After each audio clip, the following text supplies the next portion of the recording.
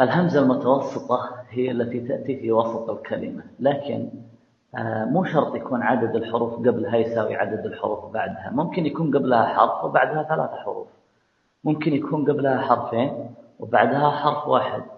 فهو المهم أن يكون قبلها حروف وبعدها حروف، كذا نسميها همزة متوسطة. طيب، أنا ما أدري متى أكتب الهمزة المتوسطة فوق الواو، متى أكتبها فوق الياء، متى أكتبها فوق الألف، متى أكتبها على السطر. أول شيء نرتب الحركات حسب الأقوى. أقوى الحركات هي الكسرة، ولها صديق من الحروف هو الياء. شكله الحين زي الدال، بس لما نشبك قبله ونشبك بعده يصير شكله ياء. هي أقوى حركة نعطيها 3 نجوم. الأقوى بعد الكسرة الضمة، وصديقها الواو نعطيها 2 نجمتين. الأقوى بعد الضمة الفتحة، وصديقها الألف نعطيها 1 نجمة واحدة. أضعف حركة هي السكون، ما لها صديق وما عندها نجوم. القاعدة حقت الهمزة المتوسطة، علشان أكتب همزة متوسطة لازم أنظر لحركة الهمزة وحركة الحرف الذي قبلها، والحركة الأقوى يأتي صديقها يحمل هذه الهمزة. طيب، مثلا كلمة مؤذن، نكتب الكلمة، إذا وصلنا عند الهمزة نوقف.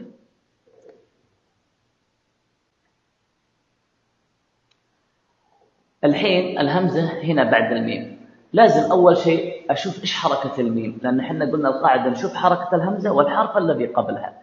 طيب، شوف وجهي مو، وننطق الميم انضمت شفايفي، إذا الميم هذه حركتها ضمة. طيب، أشكل الهمزة في راسي، أقول مو وننطق الهمزة انفتح فمي، إذا الهمزة حركتها فتحة واللي قبلها ضمة. من أقوى، الفتحة ولا الضمة؟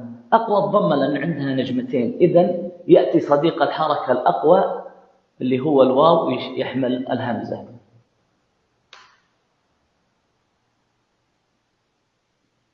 وكمل الكلمة.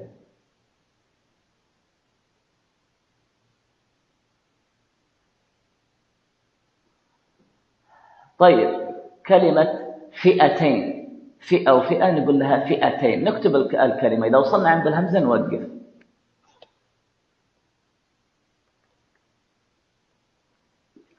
الهمزة هنا بعد الفاء، أول شيء أشكل الفاء، أقول في، وأنا أنطق الفاء توجعت، إذا حركة الفاء كسرة. طيب، أشكل الهمزة في راسي، أقول في وننطق الهمزة انفتح فمي، إذا حركة الهمزة فتحة واللي قبلها كسرة. طيب، هذه الفتحة وهذه الكسرة، من أقوى؟ أقوى الكسرة، عندها 3 نجوم، إذا يأتي صديق الحركة الأقوى اللي هو الياء ويحمل الهمزة. وأكمل الكلمة.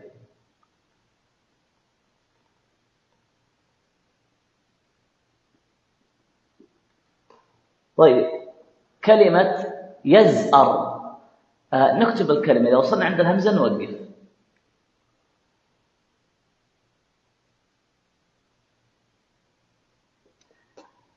الهمزة هنا بعد الزاء. طيب، أشكل الزاء، أنا قلت يز، انقطع صوتي على الزاء، إذا حركة السكون.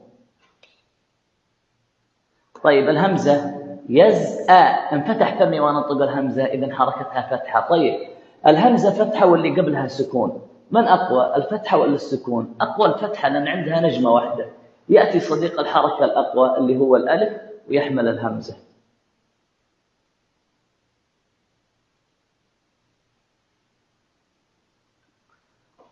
طيب، كلمة سأل، نكتب الكلمة وإذا وصلنا عند الهمزة نوقف.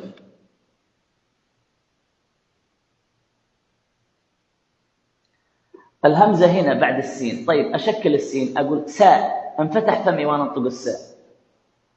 طيب، نشكل الهمزة، نقول ساء برضه انفتح فمي وننطق الهمزة. طيب، الهمزة فتحة واللي قبلها فتحة، متماثلان. إيش يعني متماثلان؟ يعني مثل بعض، خلاص يجي صديق الفتحة اللي هو الألف ويحمل الهمزة. هذه طريقة أقوى وما أقوى. أغلب الهمزات المتوسطة بهذه الطريقة. يخرج عن هذه الطريقة قاعدتين، اللي هي الهمزة المفتوحة إذا كان قبلها واو مد أو ألف مد، هذه دائما تكتب على السطر، زي كلمة مساءلة، مقروءة، تفاءل مبدوءة.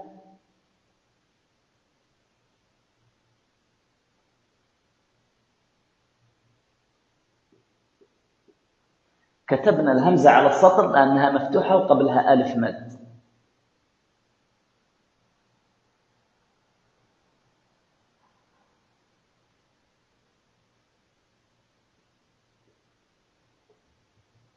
وهنا كتبنا الهمزة على السطر لأنها مفتوحة وقبلها واو مد. هذه القاعدة الأولى اللي تخرج عن طريقتنا الأولى. طيب شو القاعدة الثانية؟ إذا كانت الهمزة مفتوحة وقبلها ياء مد تكتب دائما على ياء، زي بريئة